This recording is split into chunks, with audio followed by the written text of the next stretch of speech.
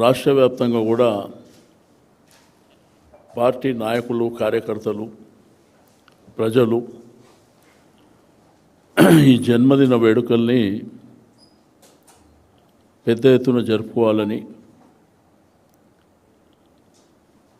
వారు అందించినటువంటి అద్భుతమైనటువంటి పరిపాలనలో భాగం నీళ్లు లేని గోస తీర్చినటువంటి నాయకుడు, కరెంటు లేని గోస తీర్చినటువంటి నాయకుడు, దాంతోపాటు ఒక ఆడపిల్ల పెళ్లికి కళ్యాణ లక్ష్మి ద్వారా ₹1,00,000 ఇచ్చినటువంటి నాయకుడు, గర్భిణీ స్త్రీలకు కేసీఆర్ కిట్ ద్వారా ఒక మేనమామలాగా ఆదుకున్నటువంటి నాయకుడు, ఈ దేశం ప్రపంచంలో ఊహించినటువంటి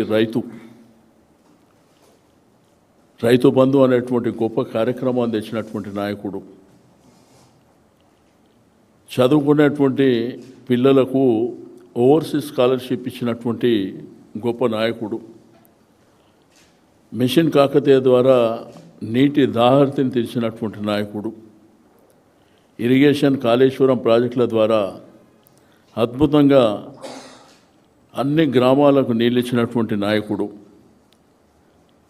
ఆసరా పెన్షన్లు 200 ఉంటే 2,000 రూపాయలు చేసినటువంటి నాయకుడు, గురుకులాలు మరి బ్రహ్మాండంగా గురుకులాలు ఏదైతే ఎస్సీ, ఎస్టీ, బీసీ మైనారిటీలకు సంబంధించి అద్భుతమైనటువంటి చదువు అందించాలన్నటువంటి సంకల్పం ఉన్నటువంటి కేసీఆర్ గారి జన్మదినాన్ని మరి గ్రామాలలో కానీ, పట్టణాల్లో కానీ, జిల్లా హెడ్ క్వార్టర్లో కానీ పార్టీ నాయకులందరూ కూడా బ్రహ్మాండంగా ఘనంగా నిర్వహించాలని చెప్పి నేను ఈ సందర్భంగా తెలియజేస్తూ, గుడులు కానీ, మసీదులు కానీ, చర్చులు కానీ అక్కడ కూడా ప్రార్థనలు చేసేటువంటి కార్యక్రమాలు.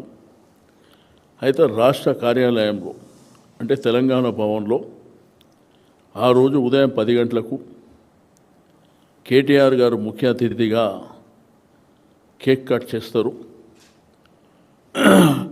అదేవిధంగా హరీష్ రావు గారు, మధుసూదనాచారి గారు, మా పెద్ద నాయకులందరూ కూడా అంటే శాసన మండలి, శాసనసభ్యులు, పార్లమెంట్ సభ్యులు, మాజీ శాసనసభ్యులు, చైర్మన్లు, మాజీ చైర్మన్లు, వివిధ కార్పొరేషన్ల మెంబర్లు, మా కార్యకర్తలు, మా హైదరాబాద్ సిటీకి సంబంధించినటువంటి కార్పొరేటర్, మాజీ కార్పొరేటర్లు అందరూ కూడా పెద్ద ఎత్తున ఇక్కడ కార్యక్రమాలు ఉంటాయి.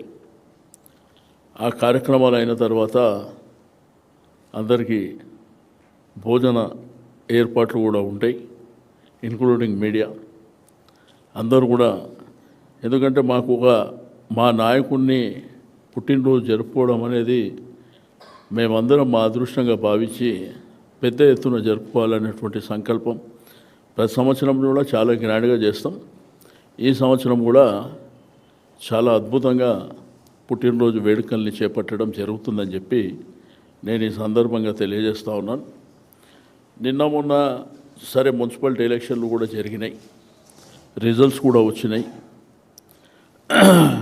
అధికారంలో ఉన్నటువంటి కాంగ్రెస్ పార్టీకి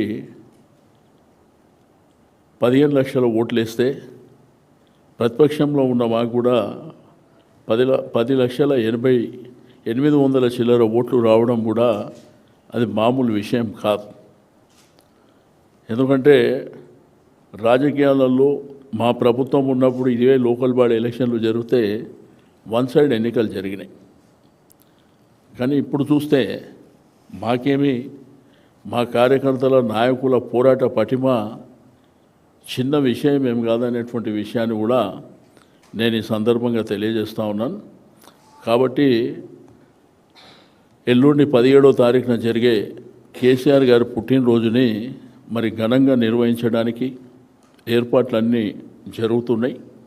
తప్పకుండా కార్యకర్తలు, నాయకులకు ఇక్కడ హైదరాబాద్లో అందుబాటులో ఉన్న వాళ్ళు అయితే వాళ్ళందరికీ ఇదే ఇన్విటేషన్, మీరందరూ కూడా భవన్కు రావాలని చెప్పి నేను కోరుతాను. ఓకే, కొంత బయట విజువల్స్ తీసుకుంటే కొన్ని కట్అవుట్స్ ఇట్లా పెట్టారు.